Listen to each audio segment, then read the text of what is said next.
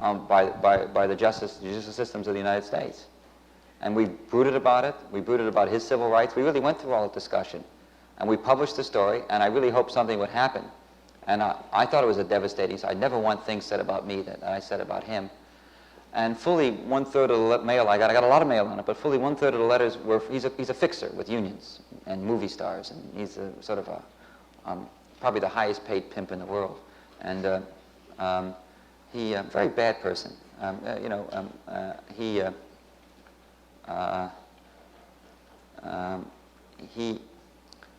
Fully 1/3 of the mail I got was from businessmen wanting to know how they could reach him because they had labor troubles. You know, so I don't know. I mean, you know, I don't think there is an easy answer to your question. Was I disappointed? Yeah. I wish something more had happened. Did the government move? No. And if I learned anything, I learned how bad the government is when it comes to these kind of criminals. It's simply impossible for them to do it. And so I don't know. There is no answer to your question. I mean, you know, I certainly don't think I tend to minimize my audience. I wouldn't be doing it if I thought I could. I mean, you know, we're not. It's not just. It isn't a game. I don't think. Don't let my one-liners fool you. I don't think it's a game at all. I mean, I think it's a very serious business. This whole business, and I'm profoundly distressed that more people are more concerned about how society runs and how corrupt it is at certain levels, and how there's a double standard in corporations. And as among private people, and how the tax, I'm talking about the United States, and how the tax loopholes are gross, and how most of our public officials don't really care, and have their women and have their dodges. I'm not going to get into, they can have their women all they want, I don't care about that. But you know what I'm saying, don't fulfill their function. I think there's a serious, if it breaks down in the United States, it's going to break down because I think Congress has been totally derelict in its duty. I think Congress is probably one of the most overrated places in the world right now, the American Congress. Simply does not perform its function. They don't work hard enough, they don't study, they don't pay enough attention to the issues. They don't have enough respect for the electorate that they should have. So what I see my role is trying to fill sort of, ideally really, it's trying to be some sort of a gap, trying to say, hey, here's a problem. You get pulled. You get pulled all the time. But I think it's a pretty serious function. I don't think it's a frivolous business at all. And I'll tell you, the good newspaper men, we were talking, I don't know if he's still here, Ray, yeah, he's still here. The good newspaper men, I'll tell you, I work with, I'm talking about Ray Hurd in the Montreal paper. I don't know much about the Montreal paper, but I know that he cares too. And so, you know, it's not an, but I'm sorry we can't, it's not a very profound business either. That's the other problem. So we can't be very profound. Okay, do you get a sense of where I'm at? I don't know. Do you see what I'm getting at? Okay. Thank you. Yeah. Bob Dole went on record recently stating that the New York Times was in the Carter camp. He said that the news reporting was totally biased in that way. What's your opinion on that? Do you think that people who write the news do side, just they have to side, there's no way that they can't? Let me tell you something about that. That's a question that comes up all the time. I personally probably have very little use for Bob Dole. I don't know much about him. The little politics I have, I'm absolutely convinced I could cover him day in and day out and report him accurately and honestly and fairly. I think that we simply have to, one of the things that people, this whole question of objectivity in the press is ludicrous. Reporters are not neuters. We have a lot of opinions, strong opinions. I used to hate the war. I used to think McNamara was leading us down the drain, but I still knew I could go to a news conference and report what he said accurately and fairly and in focus. I think I could always say what Dole says, and regardless of what my private opinions are. I think it's a profession. I think a dentist doesn't have to like you to fill your cavity correctly, does he? It seems to me that I'm not saying doctors, I'm making a lower comparison. Yeah. I'm not trying to suggest, I'm not saying analysts have to like everybody they treat. I'm just saying that, I think it's almost a technical thing. I'm perfectly well aware that I can be almost surgical. I like to think in my ability, at least I'd like to think I'm surgical in my ability to get at what the truth is and to say what the truth is. And if Dole has problems with us, so what? I mean, it doesn't worry me. I don't know whether it worries the editors of the paper. I didn't notice any long faces the next day about it. I mean, I think Jimmy Carter would say the same thing. I think he would, the day that the New York Times, Charlie Moore of the New York Times, wrote a piece talking about his vague record on Vietnam and how he'd said one thing in 1 year and said, I think that morning, I guarantee you that Jimmy Carter would have been sure that the press was against him. The New York Times was in Ford's pocket. If you ask George McGovern, I'm sure there were a few weeks back there during the Eagleton days when he was convinced that every reporter was a secret right-winger. So, you know, the issue isn't what we think. I know very few reporters who like Vietnam, and I know very few who didn't cover it fairly, at least within what they thought was fair. Within they thought met a standard they set professionally. I think that's the issue.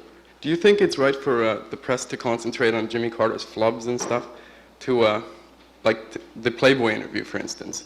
That was all over the editorial page of the Times. Do you think that takes away from? Yeah, I thought that, if you want to know the truth, yes. I thought there was a lot of very good stuff he said. Some which I disagree with quite a bit, by the way, particularly on détente in that Playboy interview. And I think Playboy deserves a little blame because they were flacking up those quotes very heavily. They were pushing those quotes around. And then to sort of say, as they have been, that, my God, everybody's distorting it, you know, when they pushed it. Yeah. And I think Carter said something very perceptive about the press in that Playboy interview. He said, there was a national reporter who would ask me a serious question about issues, he said. If they did, it's because they're trying to trap me. Well, that's sort of hyperbole, but I do think that we tend to miss the issues. I mean, Carter will have a day in which he makes a very important speech on, let's say, some nuclear policy, energy policy, and most of the reporting is still about what happened in terms of whether or not he, you know, used the word screw or not, you know, or lusted. But now, having said that, I used to be a press secretary. I was Senator Eugene McCarthy's press secretary in 1968 when he ran for the presidency, extremely unsuccessfully. And although he did all right, we got rid of Lyndon Johnson, which was, I think, basically the goal. And as a press secretary, I think anybody who would put Jimmy Carter into Playboy has got to have his head examined. I just don't think that's the place to run a presidential campaign. So he brings it upon himself, too. I guess we got a couple more questions and we'll go home. Yes, sir? Do you believe that the definition of a story today is still man bites dog? Yeah, definition of a story is still man bites dog, yes. Has it evolved since the first definition? A definition of a good story is man bites dog. I mean, you couldn't get another story, a different story on page 7. But a good story is man bites dog. Yeah. Yeah. A better story is man bites dog who then says in English, ouch. You know? Yeah, I still think that's basically true. I mean, you know, I'm for most newspapers. I think the New York Times is different. I don't want to start. The New York Times, I mean, is a different newspaper in the sense that they tend to have much more international news, and they tend to treat much more seriously international news than most papers. Yeah, they still fraud. Editors still love man bites dog. Yeah, last question, I guess. Oh, two more after him. Dr. Hunter Thompson, in his book Fear and Loathing on the Campaign Trail, on page 48, he says there's no such thing as objective journalism. The phrase itself is a pompous contradiction in terms. Could you comment on that? Let me tell you about Hunter Thompson.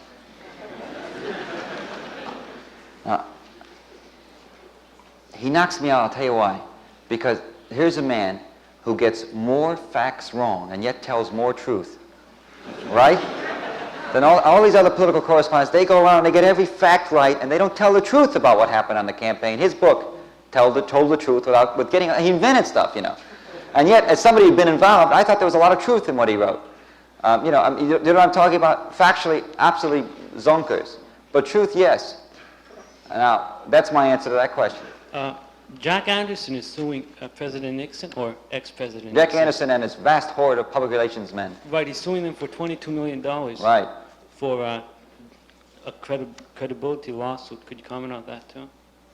Well, you know. Like, so what? Do you think he'll succeed? Do you think he'll get $22 million from Nixon and his 5/8? I thought I'd probably go to law school and be his lawyer if I thought he'd succeed. No, but I guarantee you'll get a lot of headlines. Oh, right. Jack's a great useful purpose. Jack has to write a column 7 days a week. And again, as I said earlier, he's a little Elmer Gantry-ish. But there's no question that Jack Anderson is without a doubt one of the more positive forces in American journalism today. He sues, he writes stuff, he wings a lot, he's got terrific reporters. You know, when the New York Times was, do we publish this Glomar Explorer story or not? Jack decided for us by announcing he was going to publish it, even though everybody else said they weren't. You know, he published it. You know, and he's invaluable. He's invaluable. Why sue you for $22 million? I don't know. I guess, you know, he's been on a kick he's written about 40 columns about what the White House has done to him. By now I think he'd be tired of it. You know, I don't happen to be one of those people who. Well, all right, that's another story. I don't. You see, I don't think it ever really came down to you're going to get rubbed out, buddy. I don't think they ever got into that. You know, anyway, he apparently does a little bit. Yeah.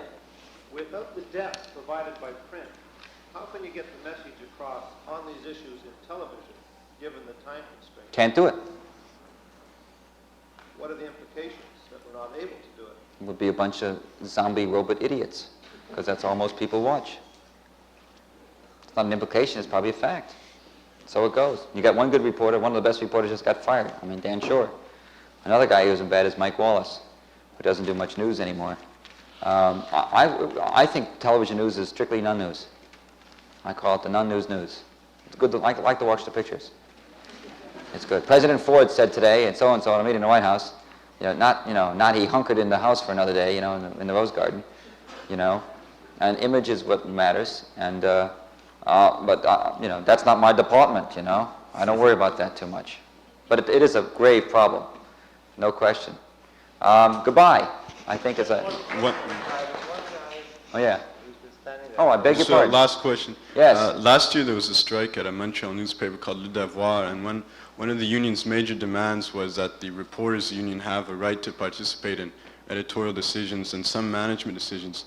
Wondering whether there was a similar sentiment growing in American reporter circles and No. what you thought of that issue. No. There's a lot of no. It's funny how different we are in our approach to. At least in Washington and New York, I and my buddies will get together over martinis or whatever, and talk about, let's start a newspaper, let's really get one that really does it right. But we'll never think in terms of building a union. One of the reasons is most the guild in the United States is the problem is that the newspaper guild also includes all sorts of other personnel, one ad sales people, et cetera, and it's awfully hard to think creatively of working inside it. I mean, I don't. I'm a member and I pay my dues and I do my voting and I'll strike if they want to strike, but actively involved, no, because I think their mandate is too broad for me. So it's going to be very hard for me to conceive of a union organized effort to run a newspaper. I don't think that way. No, maybe I should, but I don't. I've got, why should I? I've got a great job. I mean, I guess you could say I should think of the others. Yeah, there's quite a few other reporters. I'm sure I would talk to somebody if they were seriously, a group of them came to me. I'm sure I would talk and try and figure out some way. But I've never seen any sentiment at all for it. We read about what's happening in Europe. Okay. Adios. Bye.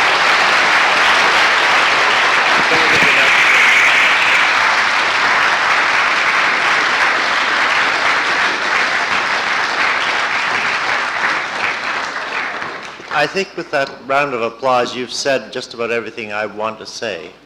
I think that what Seymour Hersh has said today is a rather fitting conclusion to the objective we set at the beginning of Journalism Week to have a pretty good look at investigative reporting.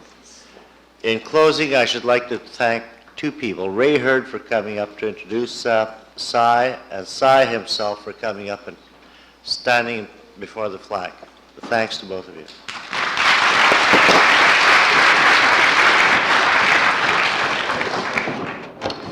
Next week is Quebec Theme Week. Mr. René Lévesque will be on campus.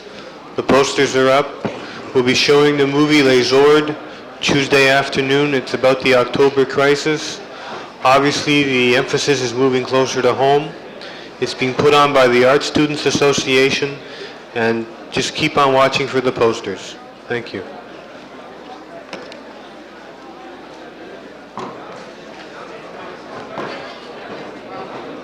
Get him in where you can. In this business, you got to do it as you can. Oh no,